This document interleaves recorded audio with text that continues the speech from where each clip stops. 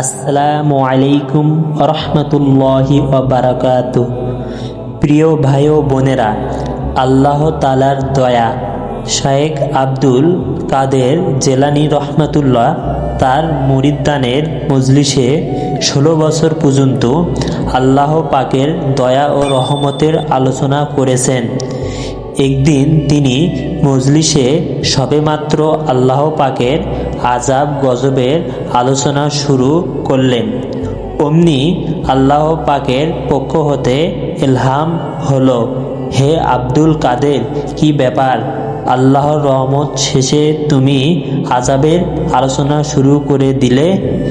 হযরত আবু উমামা বাহিলী রহমাতুল্লাহ বলেন, এক ব্যক্তি তার ভ্রাতুপুত্রের মৃত্যুর সময় তাকে খুব শাসাচ্ছিল। ভাতিজা চাচার আচরণ দেখে বলল, চাচা যদি আমাকে আমার মায়ের হাতে তুলে দিতেন বা আমি যদি আমার মায়ের কাছে যেতাম, তিনি আমাকে কোথায় থাকতে দিতেন? চাচা বলল, তোমার মা তো তোমাকে জান্নাতেই থাকতে দিতেন। উত্তর শুনে যুবক বলতে লাগলো, চাচা আমাকে তো আপনারা আল্লাহর হাতেই তুলে দিচ্ছেন।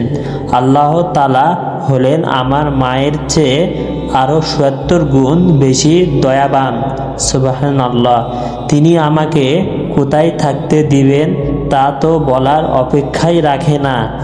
একজন পুণ্যবান মানুষ যে দুনিয়াতে নিষ্ঠুর স্বভাবের ছিল, কিয়ামত দিনে তাকে জাহান্নামে নিক্ষেপ করার হুকুম দেওয়া হবে। সে তার ভালো ভালো আমলগুলো তালাশ করতে থাকবে।